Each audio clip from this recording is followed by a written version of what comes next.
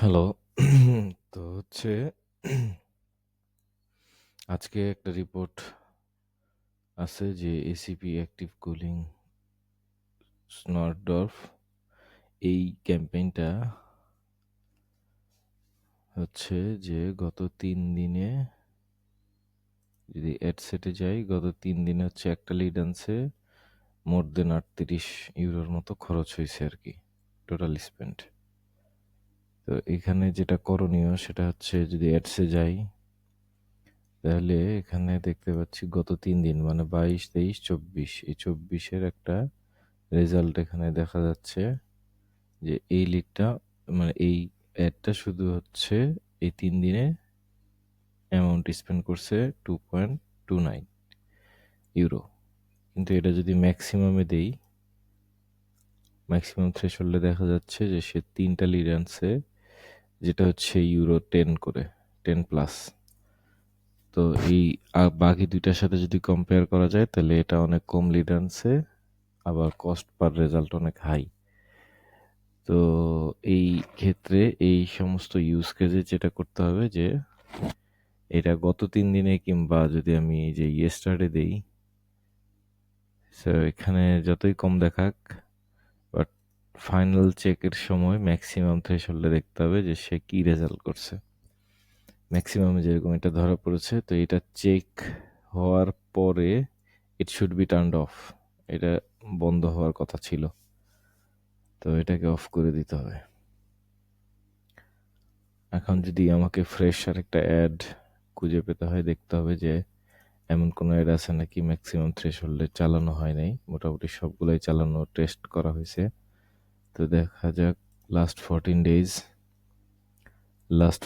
ডেজে এই দুইটা চলতেছে অলরেডি 0 এই যে এই কয়টা আমরা গত 14 দিন ধরে চালাই নাই। তাহলে যদি মার্ক করি, মার্ক করার পরে এখন আবার ম্যাক্সিমাম থ্রেশহোল্ডে দিয়ে দিব। দিয়ে দেওয়ার পরে কস্ট পার রেজাল্টটাকে অ্যারো ডাউন করে দিব। অ্যারো ডাউন করলে দেখা যাবে যে ওরা আসলে কি করেছে। যেমন ওরা কোনো লিডই আনে নাই, 10 ইউরো খরচ করছে, এটাও সেম 14 খরচ করছে, এটাও সেম 12 খরচ করছে। তাহলে আমি আসলে এখানে ডিসিশন মেক করতে পারতেছি না। বাট এদের 3জনকে 4জনকে চার মানে গত 14 দিন ধরে চালানোই হয় নাই, টেস্ট করা হয় নাই। আচ্ছা, তো এখান থেকে যেগুলো কম প্রাইসের যেমন 10, 12 এদেরকে আমি আরেকবার ট্রাই করে দেখতে পারি। অথবা যেটা করতে পারি, ম্যাক্সিমামে যেহেতু আছে সেহেতু ক্ষেত্র বিশেষে যেমন ওগুলার থেকে এই একটা, এটা আবার স্টপ, এটা চালানো যাবে না। তারপরে সবচেয়ে কম খরচ করছে এটা, তারপরে সবচেয়ে কম কম খরচ করছে এটা। এও 20টা লিড আনছে একটা সময়। তো এখন যে ও 20টা লিড আনছিল, ওরে একটু মার্ক করলাম, মার্ক করে চার্ট ভিউ চার্টে দিলাম। তো ভিউ চার্টে পারফরমেন্স ওভারভিউতে দেখা যাবে যে সে মার্চের আশেপাশে যে বেশি সংখ্যক লিড নিয়ে আসছে। এখন এটার একটা হিস্ট্রি আছে এখানে, হিস্ট্রিটা হচ্ছে এই জায়গায়। তো দেখা যাচ্ছে যে from pending process to inactive, মানে এটা ফাইনালি বন্ধ হয়েছে কত 24 তারিখে, খুবই রিসেন্টলি। তার মানে 24 তারিখে অবশ্যই সে রেজাল্ট খারাপ করছিল এরকম কিছু, তাহলে ওকেও চালানো যাচ্ছে না। হুম, এটা ক্লিয়ার হওয়ার জন্য আরো যদি এখানে দেই যে 23 তারিখ, 23 মার্চ দিলাম, 23 থেকে 24 মার্চ দিলাম, তাহলে 23 থেকে 24 মার্চে যে দেখব যে সে একটা লিড আনছিল 11 ইউরো করে, এই জন্যই তাকে অফ করা হয়েছিল। আচ্ছা, তাহলে এখন আবার ম্যাক্সিমামে গেলাম, দেখতে হবে যে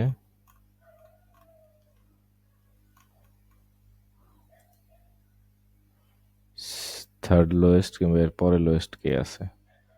অ্যারো ডাউনে আছে, এটাকে আমরা দেখছিলাম, অ্যারোটা উঠাই দিলাম, এটা অ্যাক্টিভ আছে। এবারে এটাকে দেখতে হবে, ও 24টা লিড আনছে। তো এখান থেকে হিস্ট্রিতে যদি যাই, ভিউ হিস্ট্রি 11 মার্চ, এই যে অনেক লম্বা gap, okay, active to inactive off করা হয়েছিল অ্যাক্টিভ টু ইনঅ্যাক্টিভ অফ করা হয়েছিল 11 মার্চে। তাহলে ওই 14 দিন ধরে যেগুলো অ্যাড চলে নাই তার থেকে এই অ্যাডটা চালানো বোধহয় ভালো হবে। এভাবে ডিসিশনগুলো মেক করতে হবে এবং অ্যাকশনগুলো নিতে হবে।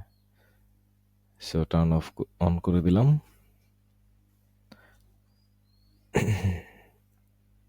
এখন যেহেতু এটা রেগুলার চেকিং হচ্ছে, এটা হালকা একটু মাথায় রাখতে হবে যে এই অ্যাডটা, এই অ্যাড সেটের ভিতরে আমি সম্ভবত এই অ্যাডটা কি কারণে দিছিলাম এবং কি এটার একটা হিস্ট্রি থাকবে আবার, যে আমি কয় তারিখে ইনঅ্যাক্টিভ টু অ্যাক্টিভে নিয়ে গেছি। সো এইভাবে আসলে কাজগুলো করতে হবে। Thank you.